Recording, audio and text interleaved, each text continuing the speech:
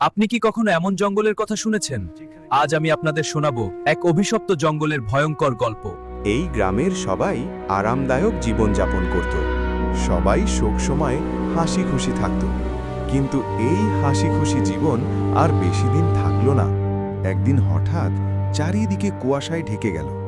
সেই দিনের পর থেকে একটা একটা করে মানুষ হারাতে লাগলো। একদিন এই বাড়ি আর একদিন ওই বাড়ি, কেউ না কেউ হারাতেই থাকতো।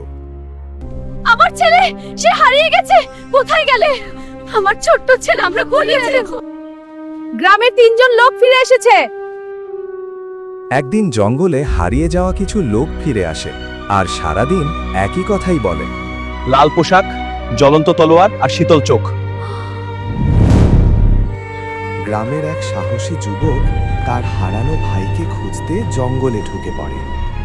চারদিক নিস্তব্ধ, পাখির ডাক নেই, বাতাস পর্যন্ত থেমে গেছে।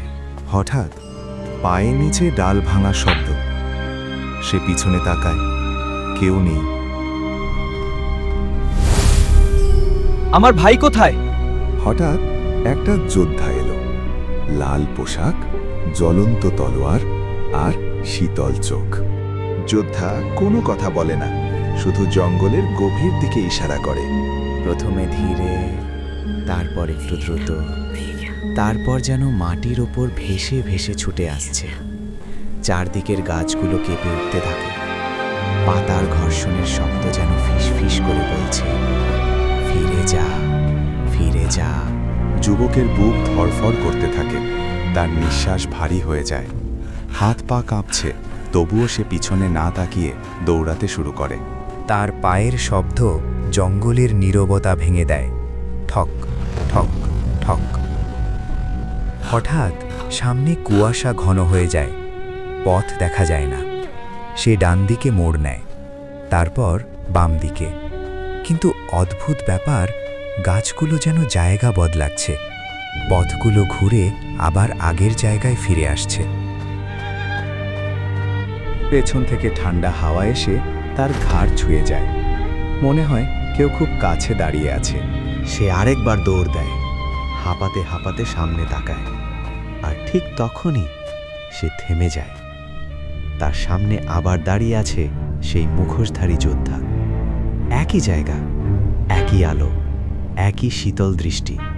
যুবক বুঝতে পারে, সে যতই দৌড়াক এই জঙ্গল তাকে ছেড়ে দেবে না, কারণ এই জঙ্গলে পথ নেই, শুধু ফাঁদ আছে। যুবক সাহস করে চিৎকার করে, তুমি কে? এইবার প্রথমবারের মতো যোদ্ধা কথা বলে। তার কণ্ঠ ঠান্ডা, ভারী। আমি রক্ষা করি আর শাস্তি দিই। জঙ্গলে ঢোকা সবাই নাকি এক পরীক্ষা দেয়। যে ভয় পায় সে হারিয়ে যায়, যে সত্য লুকায় সে পাথর হয়ে যায়। হঠাৎ ছায়াগুলোর ভেতর থেকে একটি পরিচিত মুখ দেখা যায়। যুবকের ভাই, কিন্তু সে স্বাভাবিক না। তার চোখ ফাঁকা, সে ছায়াদের সাথে দাঁড়িয়ে আছে। যুবক বুঝতে পারে তার ভাই পালাতে চেয়েছিল, কিন্তু ভয় তাকে বন্দী করেছে। মুখোশধারী বলে, তোমার সামনে 2 পথ। এক পথ পালাও, বাঁচো, কিন্তু ভাইকে হারাও। আরেক পথ, ভাইকে বাঁচাতে গেলে তুমি নিজেই বন্দী হবে। জঙ্গল কাঁপতে থাকে, ছায়ারা ঘিরে ফেলে। যুবক চোখ বন্ধ করে ভাইয়ের দিকে হাত বাড়ায়। সে পালায় না। হঠাৎ নীল আলো ছড়িয়ে পড়ে, ছায়াগুলো চিৎকারের মতো শব্দ করে মিলিয়ে যায়। পরদিন গ্রামের মানুষ জঙ্গলের ধারে 2টি পাথরের মূর্তি দেখতে পায়, 2 ভাই।